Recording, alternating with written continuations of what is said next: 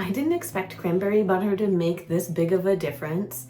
Hi, I'm Jamie with the Summer Rain channel, and today we're gonna make a whipped body butter, but the star of this show is gonna be our cranberry butter. The cranberry butter gives you a lighter, smoother finish. And wait until you see how it looks once it's all whipped up, and it looks absolutely delicious.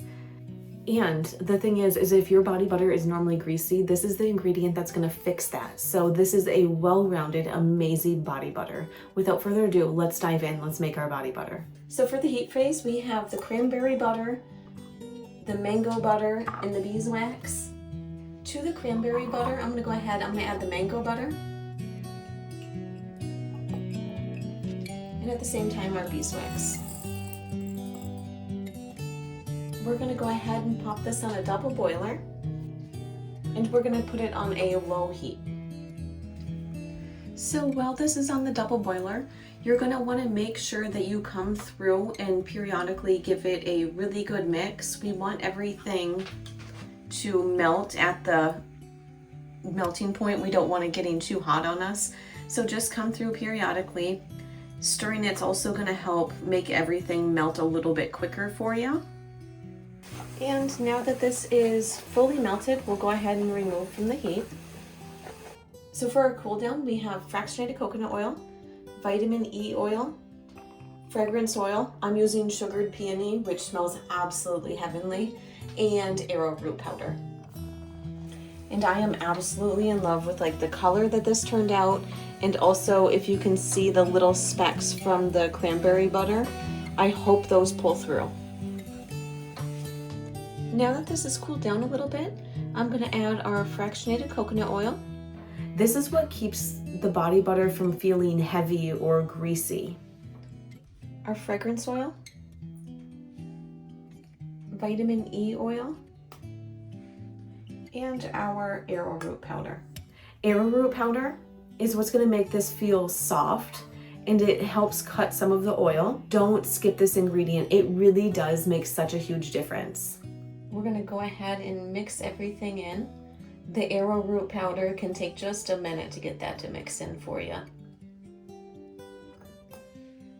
I'm gonna add the littlest bit of this light pink mica.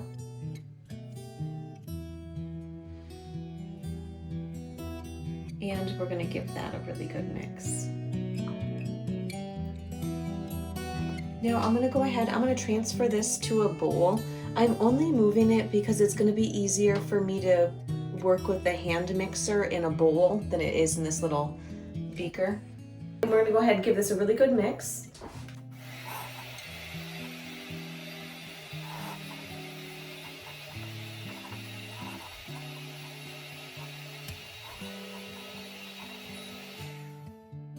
Now what I'm gonna do, we are at this consistency.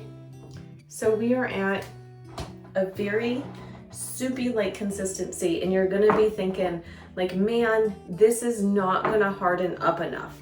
Just go ahead, leave it on the counter for a couple of hours and allow it to completely cool down. So just gonna leave this here for now. We'll come back in a couple of hours.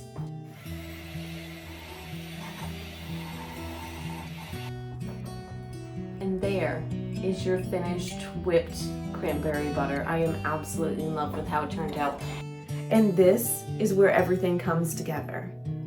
The final texture of this body butter is absolutely delicious. Now I know it is so weird to call a body butter delicious, but I don't know what else to call it. Maybe delicious or luxurious or something, but I am obsessed with it. It's lightweight, smooth, and the best part is it melts on your skin without leaving behind that greasy residue. And here's a little bit of troubleshooting in case if you run into any issues with your whipped body butter. If your butter is too soft, you can go ahead, you can add a bit of beeswax and that's gonna harden it up. Now, if for some reason it's too firm for you, which feels very unlikely, but if it's too firm for your liking, go ahead, pull some of that beeswax out and it'll be a little bit softer. I really hope you enjoyed the video. I hope you enjoy making and using your whipped cranberry butter as much as I did. If you haven't done so already, be sure you hit the like and subscribe button down below. And over on my website, which is summerrain.website, I do have the full printable recipe there for you also.